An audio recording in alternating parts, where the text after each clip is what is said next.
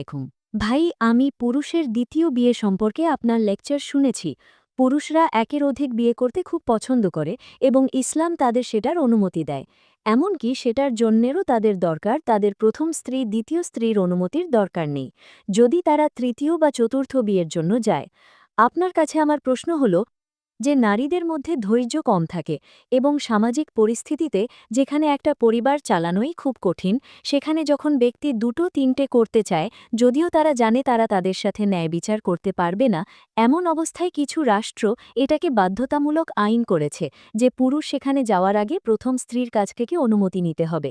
তারপরেও কি আপনি বলবেন যে সামাজিক পরিস্থিতি এড়িয়ে চলব বা সম্পর্কের মধ্যে দুর্নীতি, যেখানে পুরুষরা বেশিরভাগই দ্বিতীয় বা তৃতীয় স্ত্রীকে অস্বীকার করে অথবা তারা পরে সামাজিক চাপ বা পারিবারিক চাপের কারণে তাদের তালাক দেয়, আপনি কি এখনও বলবেন যে তাদের অনুমতির প্রয়োজন নেই? অথবা যদি তারা করে, এই পরিস্থিতিতে রাষ্ট্রের এমন আইন কি ধর্মীয়ভাবে অনুসরণ করা উচিত কিনা?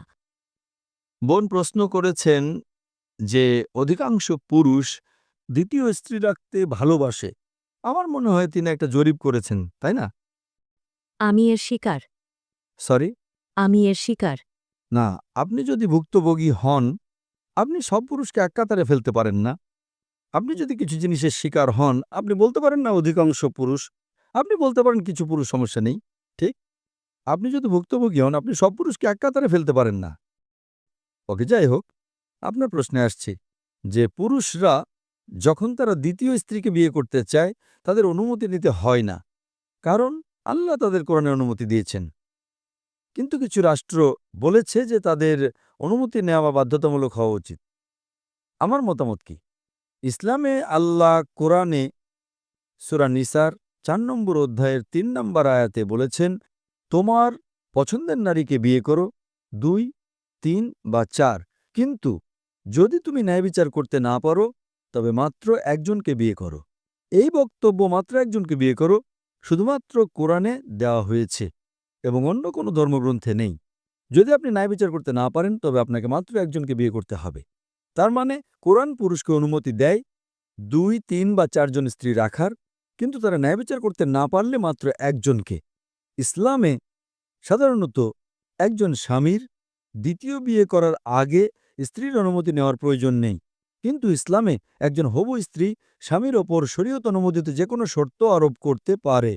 একইভাবে স্বামীও শরীয়ত অনুমোদিত যে কোনো শর্ত আরোপ করতে পারে।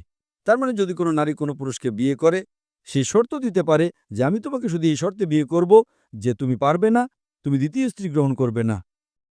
এখন যেহেতু ইসলামে একাধিক স্ত্রী বিয়ে করা বাধ্যতামূলক নয়, সে একটা শর্ত দিতে পারে যে আমি তোমাকে তখনই বিয়ে করব যদি তুমি দ্বিতীয় স্ত্রী না নাও। তার এই অপশন আছে। যদি নারীরা শর্ত না দেয় তাহলে দোষ কার? বোন, আপনি কি আপনার বিয়ের নিকাহনামায় সে শর্ত দিয়েছিলেন? আম, আসলে বোন, আমি আপনাকে জিজ্ঞেস করছি, প্লিজ, আপনার প্রশ্ন এত লম্বা, আপনি খুব আবেগী, হ্যাঁ অথবা না। আপনি কি বিয়ের আগে আপনার নিকাহনামায় এমন কোনো শর্ত দিয়েছিলেন যে আমার স্বামীর দ্বিতীয় স্ত্রী নেওয়া উচিত নয়? এটা আগেই কাটা ছিল যখন নিকাহনামা আমার কাছে আসে, কারণ এটাই একটা সাধারণ প্রথা। আমি আপনাকে একটা সহজ প্রশ্ন করছি, হ্যাঁ অথবা না। আপনি কি নিকাহনামায় শর্ত দিয়েছিলেন যে আমার স্বামীর দ্বিতীয় স্ত্রী নেওয়া উচিত নয়? আপনি কি দিয়েছিলেন? আমার কাছে সেটা তারা জানতে চায়নি। দোষ কার? আপনি যদি আপনার অধিকারের জন্য না চান, দোষ কার, তার না আপনার? আপনি যদি ভালো না চান তবে আমিও চাইব না। আমি জিজ্ঞেস করছি, তার মানে আপনি আপনার ধর্ম জানতেন না, ঠিক না ভুল? আপনি কি জানতেন যখন আপনার বিয়ে হয়েছিল যে আপনি নিকাহনামায় একটা শর্ত দিতে পারেন? আপনি কি জানতেন? হ্যাঁ অথবা না? না। দোষ কার, আপনার না আপনার স্বামীর? কার? এখন আপনি জানেন? এখন কি আপনি জানেন কিনা? বোন, এখন কি আপনি জানেন কিনা? হ্যাঁ, এখন আমি জানি। তার মানে নিকাহনামায় আপনি যে কোনো শর্ত দিতে পারেন, কিন্তু আপনি এমন শর্ত দিতে পারেন না। আপনি আপনার স্ত্রীকে বলতে পারেন না বা স্বামীকে বলতে পারেন না তোমার সালাত আদায় করা উচিত নয়, কারণ সালাত আদায় করা ফরজ। আমি জানি। তো আপনি আপনার স্বামীকে এমন কিছু করা থেকে বিরত রাখতে পারেন না যা ফরজ, আবার তাকে এমন কিছু করতে বাধ্য করতে পারেন না যা হারাম। আপনি বলতে পারেন না আমি চাই তুমি প্রতিদিন অ্যালকোহল পান করো, কারণ অ্যালকোহল পান করা হারাম। কিন্তু যে কোনো কিছু যা মুবাহ, যা ঐচ্ছিক, আপনি একটা শর্ত দিতে পারেন। এই বলে যদি সে রাজি হয় সে আপনাকে বিয়ে করবে, যদি সে রাজি না হয় সে আপনাকে বিয়ে করবে না, খালাস। এখন আপনি যদি আপনার দিন না জানেন, দোষ কার? আপনার না আমার? দোষ কার? আপনি কেন রাষ্ট্রের কথা বলছেন? রাষ্ট্রকে ভুলে যান। প্রত্যেক মুসলিম পুরুষ বা নারী যে কোনো শর্ত দিতে পারে যা ঠিক। আপনি একটা শর্ত দিতে পারেন যে আমি তোমাকে তখনই বিয়ে করব যদি তুমি আমাকে প্রতি মাসে 50,000 টাকা দাও। কোনো সমস্যা নেই। রাজি? রাজি না। টাকা আছে, সে রাজি হবে না। অথবা আপনি 1,00,000 টাকা চাইলেন, একটা শর্ত দিন। সে রাজি হতে পারে, সে রাজি নাও হতে পারে। আপনি যা চান তা মোহর দাবি করতে পারেন। আপনি মোহর জানেন? আপনি মোহর জানেন? আপনি কত মোহর রেখেছিলেন বোন? কিন্তু তারা মোহর দেওয়ার প্রতিশ্রুতি দেয় এবং পরে তারা তাদের দেয় না। বোন, কত মোহর? দেখুন, আমি আপনাকে একটা প্রশ্ন করছি। আপনি কোথায় নিয়ে যাচ্ছেন? আপনি বলছেন আমার নাম অমুক এবং তমুক। আপনার বিয়ের মোহর কত ছিল? 1,00,000। 1,00,000 টাকা। আজ 1,00,000 টাকা দিয়ে আপনি কি করতে পারেন? এটার কোনো মূল্য নেই। তো আপনি কেন সেই মোহরে রাজি হয়েছেন? দোষকার আপনার না আমার? কারণ আর কোনো উপায় ছিল না। হ্যাঁ, তো সমস্যাটা আপনার মধ্যে। সমস্যা হলো যে তাহলে আপনাকে করতে হবে। যদি অন্য কোনো উপায় না থাকে, তার মানে আপনি সেরাটা পেয়েছেন। দেখুন বোন, ইসলামের বিভিন্ন অপশন এবং বৈচিত্র্য আছে। সমস্যাটা হলো মুসলিম এবং পুরুষরা তারা নিজেরাই তাদের দিন জানে না। আপনি দিন জানেন না এবং তারপর আপনি ইসলামকে দোষারোপ করেন। ইসলামে পুরুষকে অধিকার দেওয়া হয়েছে নারীকে রক্ষা করার জন্য। এবং এবং যদি আপনি আমার উত্তরটা শোনেন যে কেন ইসলাম একজন পুরুষকে একাধিক স্ত্রী রাখার অনুমতি দেয়, তা নারীকে রক্ষা করার জন্য। যদি প্রত্যেক পুরুষ একজন নারীকে বিয়ে করে, তাহলে এই পৃথিবীতে নারীরা অরক্ষিত থাকবে। কারণ বোন, আজ পৃথিবীতে পুরুষের চেয়ে নারীর সংখ্যা বেশি। আপনি কি সেটা জানেন? না। শুধু নিউ ইয়র্কে, শুধু আমেরিকা যুক্তরাষ্ট্রে পুরুষের চেয়ে 4.3 মিলিয়ন নারী বেশি আছে। জার্মানিতে একাই পুরুষের চেয়ে 1 মিলিয়ন নারী বেশি আছে। শুধু রাশিয়াতে পুরুষের চেয়ে 10 মিলিয়ন নারী বেশি আছে। যদি আপনার বোন বা আমার বোন রাশিয়াতে বাস করে এবং সেখানে 10 মিলিয়ন নারী আছে যারা স্বামী পায়নি, তাদের একমাত্র উপায় হলো তারা হয় এমন কোনো পুরুষকে বিয়ে করবে যার ইতিমধ্যে একজন স্ত্রী আছে, অথবা গণসম্পদ হবে। আপনি কি বুঝতে পারছেন? গণসম্পদ? ডক্টর জাকির, এটা খুব কঠোর শব্দ। এটা সবচেয়ে পরিষ্কৃত শব্দ যা আমি ব্যবহার করতে পারি। তাই বহুবিবাহ, একজন পুরুষের একাধিক স্ত্রী রাখার বিধান নারীকে রক্ষা করার জন্য দেওয়া হয়েছে, তাকে নিচে নামানোর জন্য নয়। সমস্যাটা হলো অনেক পুরুষ, অনেক মুসলিম নারী তারা তাদের অধিকার জানে না। আমরা দোষী। আমরা আমাদের দিন খুব ভালোভাবে জানি না। আমাদের দিন, ইসলামে নারীর যে পরিমাণ অধিকার আছে তা অসাধারণ। অন্যান্য ধর্মে নারীকে টাকা দিতে হয়, ঠিক না ভুল? ভারতে সাধারণত যৌতুক দিতে হয়, ঠিক না ভুল? হ্যাঁ, ঠিক। আমাদের দিতে হয়। আপনি কি যৌতুক দিয়েছিলেন? আপনি কি যৌতুক দিয়েছিলেন? না। আপনি এটা পেয়েছেন, আলহামদুলিল্লাহ। তো ইসলাম অধিকার দিয়েছে যদি আপনার স্বামীর সাথে কিছু ঘটে থাকে এবং যদি সে ইসলাম মেনে না চলে, তবে উপায় আছে। আমি বলছি না। এবং আরও একটা কথা বোন, কারণ আমি একজন ব্যক্তি হিসেবে তাকে না শুনে রায় দিতে পারি না। সে এখানে উপস্থিত নেই। এটা গীবত, এটা গীবত। আপনাকে আমার পরামর্শ হলো গীবত ভুলে যান। সমস্যাটা কি?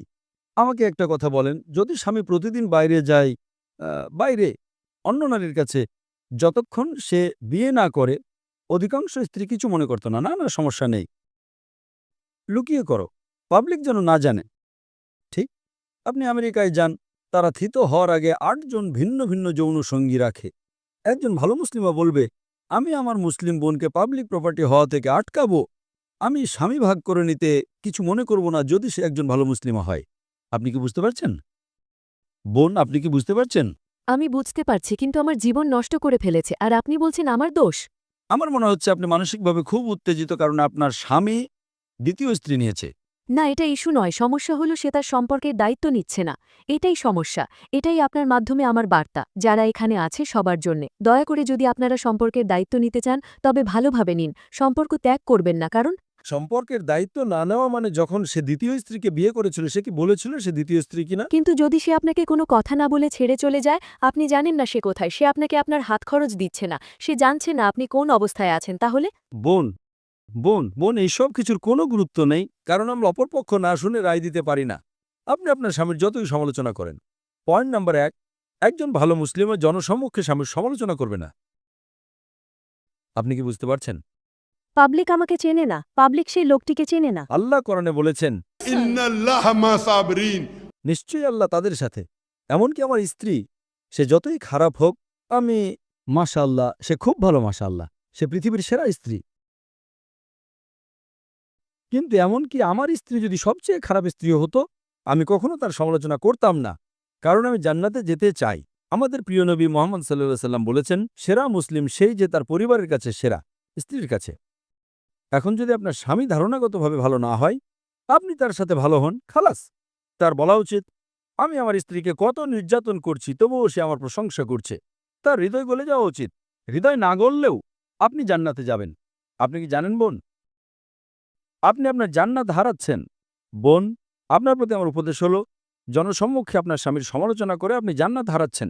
আপনি কি বুঝতে পারছেন বোন? কিন্তু আপনি আমার প্রশ্ন বুঝতে পারেন না। আমার প্রশ্ন ছিল, আমাকে বুঝতে হবে না বোন, কারণ আমি একজন ব্যক্তি হিসেবে তাকে না শুনে রায় দিতে পারি না। সে এখানে উপস্থিত নেই। এটা গীবত, এটা গীবত। আপনাকে আমার পরামর্শ হলো, গীবত ভুলে যান। হ্যাঁ, ভুলেছেন? হ্যাঁ। আল্লাহ আপনাকে জান্নাত দিক ইনশাআল্লাহ। আশা করি প্রশ্নের উত্তর পেয়েছেন।